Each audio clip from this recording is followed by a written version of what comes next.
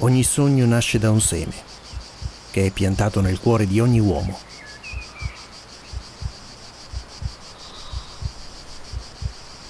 Ogni seme, se trova terra buona, può rendere 100, 60, 30 volte tanto.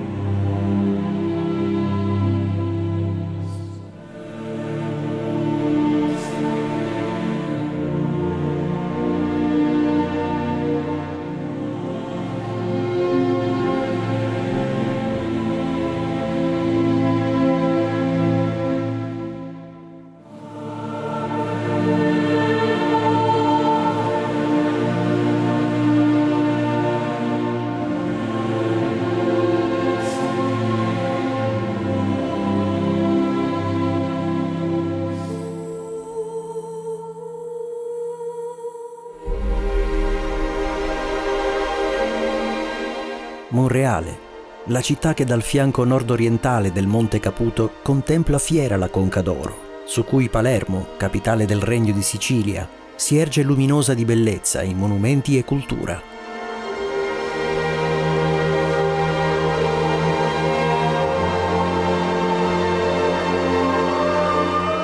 L'abitato monrealese inizia a ingrandirsi dopo il 1174, quando, per volere di re Guglielmo II d'Altavilla, la splendida cattedrale inizia a essere elevata verso il cielo. Per la sua magnificenza, il Duomo sarebbe diventato una visione luminosa, celestiale e onirica a un tempo, da consegnare alla storia come un'eterna lode a Dio e a Maria Santissima, ma anche come una testimonianza della grandezza del regno siciliano e della sua casa regnante.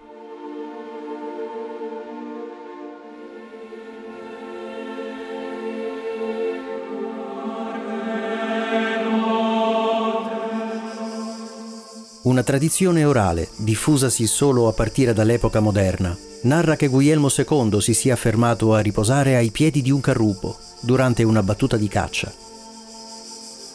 Nel sonno avrebbe avuto una visione, in cui la Madonna Odigitria gli rivelò l'esistenza di un tesoro sepolto proprio sotto di lui, che gli avrebbe permesso di materializzare un'opera in grado di sfidare il tempo.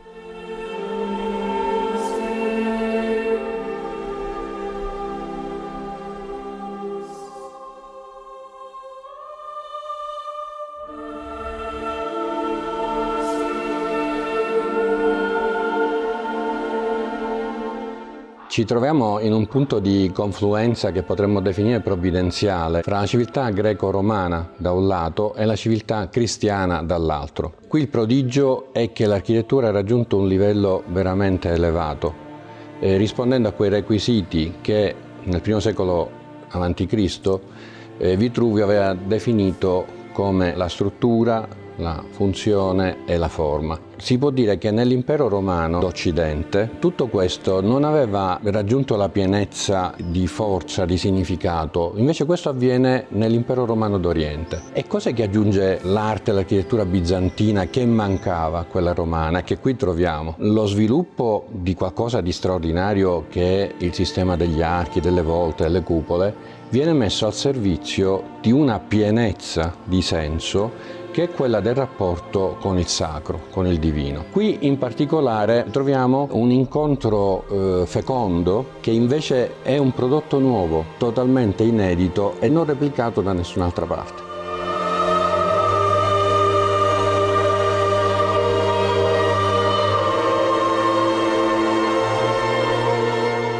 La cattedrale di Monreale assume dunque il valore di un sogno che si è concretizzato in qualcosa di innovativo, di unico al mondo. La tradizione del sogno viene codificata, per così dire, dall'arcivescovo Testa nella vita di Guglielmo. Il sogno è il tentativo di dare un'origine soprannaturale ad una bellezza sconvolgente che, come dire, non è frutto solamente di qualcosa di umano, ma c'è qualcosa di divino.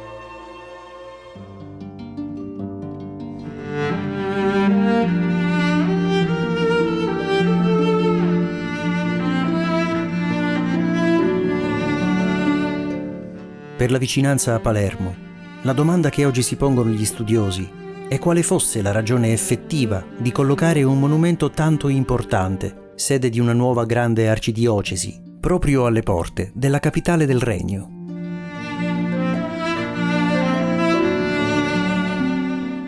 Dalle bolle fondazionali si vede l'intento da parte del re Guglielmo di quasi restituire a Dio, dire un grazie a Dio per il dono della corona del Regno di Sicilia ricevuta in dono. Fino adesso si è messo l'accento sulla contrapposizione tra il re Guglielmo e Gualtiero Familio, arcivescovo di Palermo, che era stato suo tutore insieme alla regina madre Margherita di Navarra. Io penso che sia piuttosto il tentativo del sovrano di costruire una chiesa che abbia la funzione di mausoleo dinastico.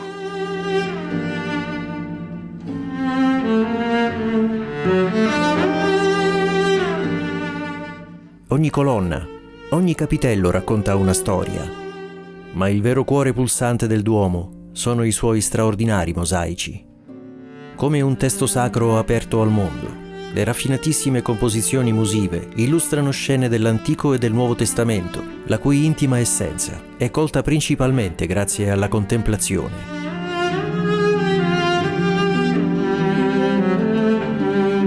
Quando si visita la cattedrale di solito si fa riferimento ai due libri che più sono rappresentati, il libro di Genesi, 32 capitoli, e poi la storia di Gesù tratta evidentemente dai Vangeli. Ma la cattedrale ha questa particolarità, non racconta soltanto alcune parti della scrittura, ma la cattedrale racconta tutta la storia dell'umanità, dall'incipit al fine, dall'alfa ad omega. Sarebbe riduttivo pensare alla narrazione di due libri, Genesi e il Vangelo, senza considerare ciò che si riferisce ad Apocalisse e quindi non soltanto due frammenti della scrittura, ma l'intera storia dell'umanità.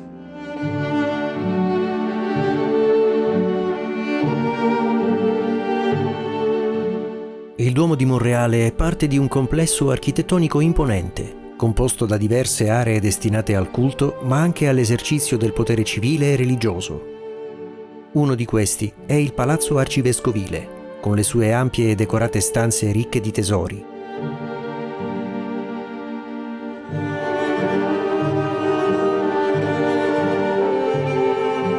Ma per la sua grande capacità di conciliare arte, creato e preghiera, il magnifico chiostro dei Benedettini appare come quella parte del sogno di Guglielmo che permette a chiunque vi acceda di confrontarsi con una dimensione di sacralità e di pace, ispirata alla più profonda spiritualità monastica.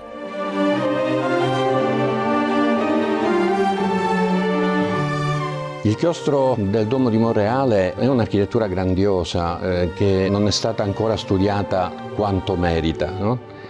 È uno dei più grandi, sono 47 metri di lato, è orientato come il Duomo stesso, quindi abbiamo il capitolo a est, il dormitorio a sud, la chiesa e quindi la zona anche dove stava all'esterno l'abate a nord e infine il refettorio a ovest. Viene a costituire uno spazio fortemente simbolico, le coltivazioni non erano quelle minime che abbiamo adesso, ma facevano parte di un programma che per i monaci era una lezione vivente. Fa parte di questa ricchezza che ha il Medioevo, che non ama la rigidità del canone, del razionalismo, ma che invece vuole rappresentare in tutta la sua esuberanza l'universo, che è stato creato e redento da Dio.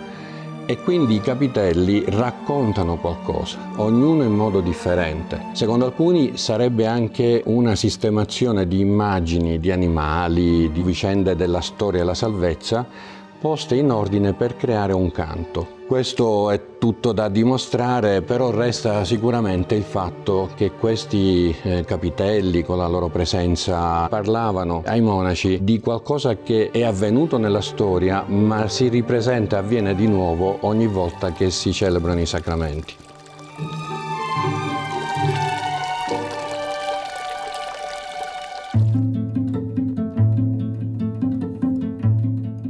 Ma esiste un altro luogo nel complesso della cattedrale di Monreale, che è capace di richiamare l'attenzione ancora una volta sulla grandezza di un sogno che è riuscito a svilupparsi e ad adattarsi al mutare dei secoli. Il Museo diocesano è in tal senso lo scrigno di quei tesori che amplificano l'onirica suggestione, codificata proprio dall'arcivescovo Francesco Testa nel XVIII secolo. Una continuità figurativa, dai mosaici medievali alle opere d'arte moderne, che trova il modo di esprimersi anche ai nostri giorni.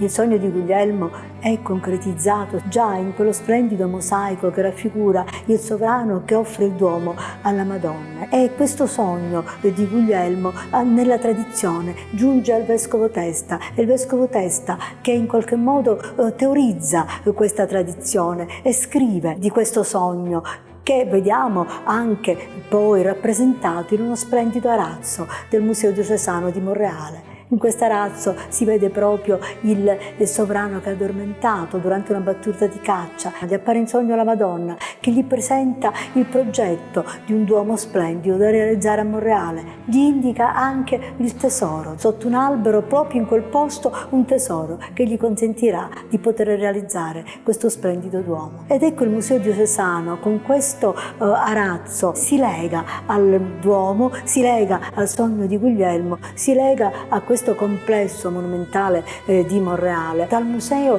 si vede il Duomo, lo si vede di dentro, dalla sala normanna si vedono proprio i mosaici, lo si vede dalla parte esterna, affacciandosi, si vede tutta la policromia della conca absidale, lo si vede anche dal Salone San Placido, dove si affaccia al chiostro. Il Museo diocesano è in qualche modo il proseguimento esso stesso di questo sogno di Guglielmo. Raccoglie tutto quello che i vescovi hanno fatto per la diocesi e cerca di raccontare in qualche modo da Torres a Testa, a Roano, che hanno realizzato per Monreale tanti sogni, portando avanti a compimento quello di Guglielmo.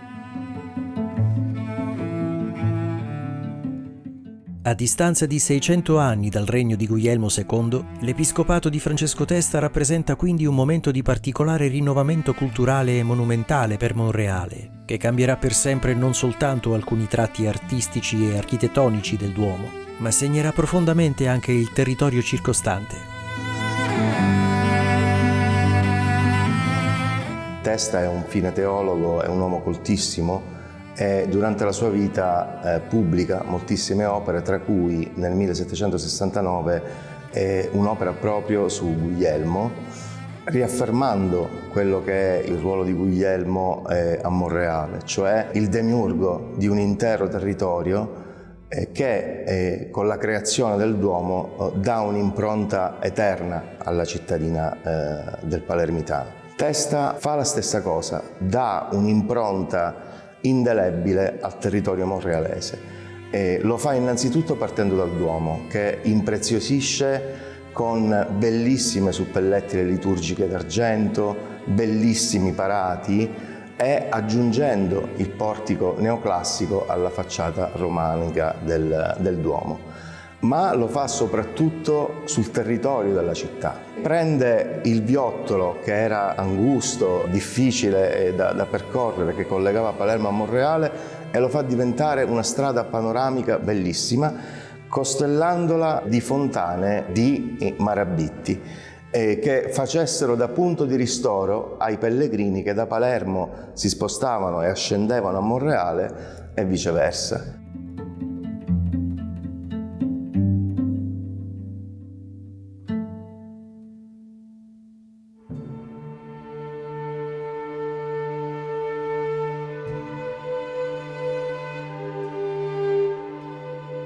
Tra la fede e l'ingegno, il Duomo di Monreale è sicuramente uno dei più importanti prodotti della straordinaria simbiosi tra Occidente e Oriente, ma anche tra Medioevo ed epoca moderna.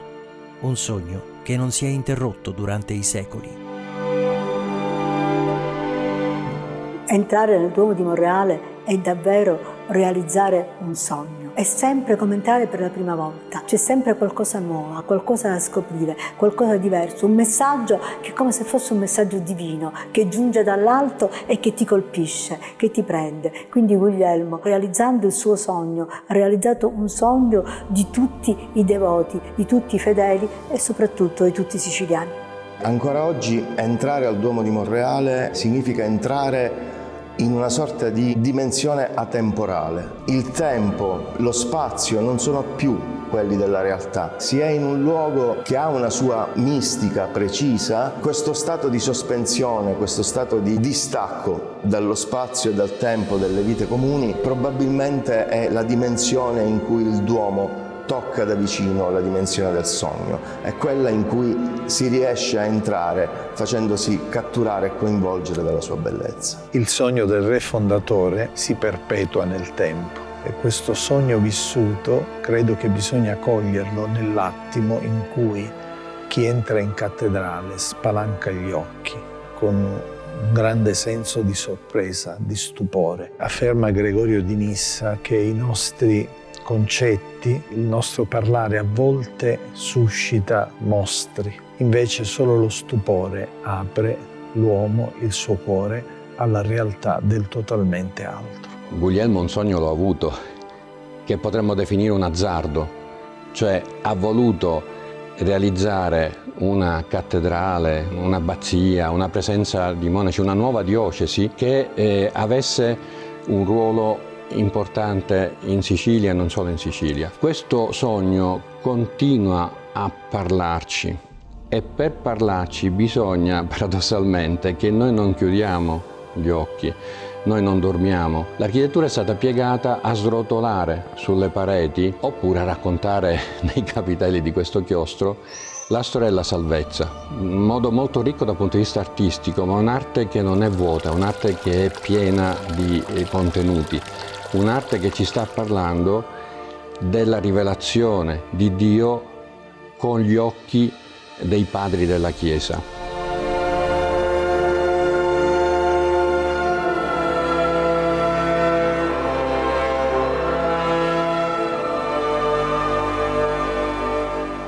Il leggendario sogno di Guglielmo diventa oggi il simbolo dei principi che hanno generato questo capolavoro e che possono essere ancora oggi in grado di orientare il senso e il valore della bellezza.